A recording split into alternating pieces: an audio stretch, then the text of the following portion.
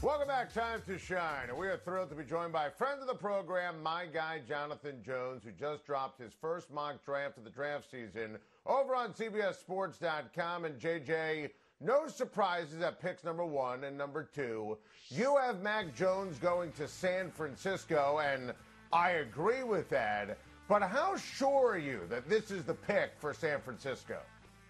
Adam, I'm not sure. It doesn't, listen to me and in my football mind, it doesn't make a lot of sense that San Francisco trades what they trade in order to get Mac Jones, a very solid player. We've heard all about his IQ. We certainly know that his physical limitations are there. He had a barely above average pro day, but still, there's a lot of talk out there that he's the 49ers guy. And Kyle Shanahan talked about this when they made that trade, saying there's not a real reason to have smokescreens and lying about things anymore. So I have Mac Jones there. I would not trade all of that to pick Mac Jones 3rd overall, hoping that he has the brains of Peyton Manning and Tom Brady combined. But I got to go with him there at 3 for the Niners.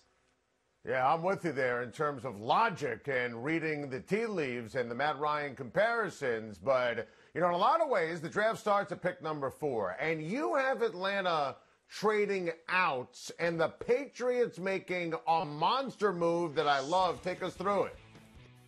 Yeah, so I have the Pats moving up from 15 to 4, and they're going to have to give up some first-round picks in the future in order to make that jump 11 spots to get their quarterback. First of all, for the Atlanta Falcons, I have them moving down because they have so many holes on defense, so they're going to have to fill it by getting some extra picks. But as it relates to the New England Patriots, listen, they signed Cam Newton with the thought that, hey, maybe we have to roll into the season with Cam. Maybe he's going to have to play the entire season. They didn't make a move for Sam Darnold. Jimmy Garoppolo doesn't appear to be available. Deshaun Watson is not going to become available. So this seems like if you're going to go after a guy, get the guy who has sort of the best mix of brains and brawn that will be available to you. And that is, in my opinion, Trey Lance, a guy who everyone's saying, all right, maybe he sits out a year. I don't think he has to necessarily sit out a year. You don't want him in there when you're down 20 points and teams can tee off on him necessarily, but he can get plenty of very meaningful and valuable reps in 2021 with the New England Patriots. So I like him there in New England as Bill Belichick goes through the next 5-7 years trying to chase Don Shula's record. I'm obsessed with that fit. I think it's brilliant, JJ. Now, with 4 quarterbacks gone, Cincinnati, we got into this yesterday, not going to have a quarterback, literally won't have a quarterback on its board. So the Bengals can actually take, in theory, as per your mock, and I agree with it, their highest rated player. So what are the Bengals going to do?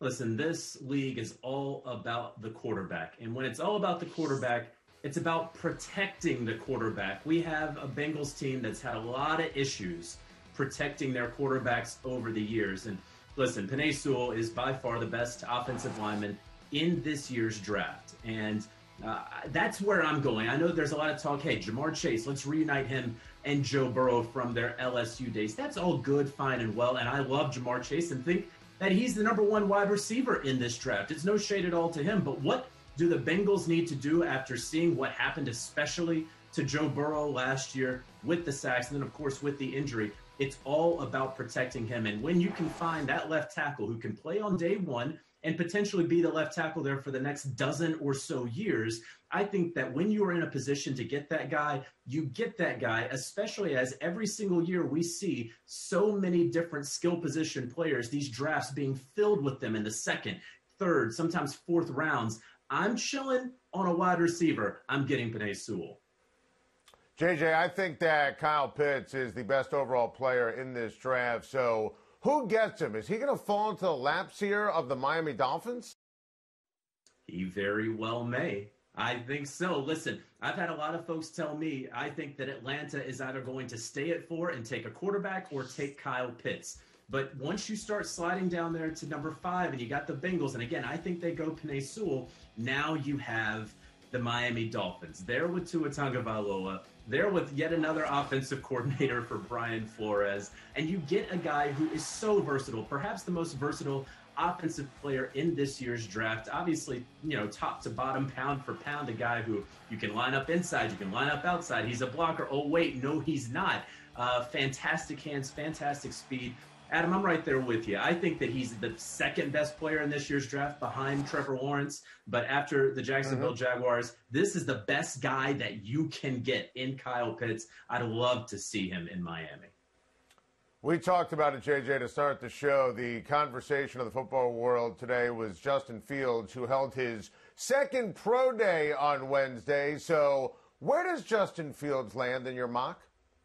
In my mock, I have the Denver Broncos sliding up from 9 to get to 7 with the Detroit Lions in order to secure Justin Fields. Now, listen, George Paton, the new GM, they know that they're not going into the season with Drew Lock and no competition. And there's some interest on the Broncos side in perhaps trading for Teddy Bridgewater and letting the Carolina Panthers eat some of that guaranteed money. But the interesting thing about the Carolina Panthers, they have not yet exercise Sam Darnold's fifth-year option. They're waiting a little bit, and I think they're waiting to make teams believe that they're going to go after a quarterback there at 8. I don't think the Panthers are getting a quarterback at 8, but it's enough in my mock to make George Paton and the Denver Broncos think, listen, we got to get ahead of the Panthers at 8, and let's trade up to the Detroit Lions at 7 to get our guy Justin Fields.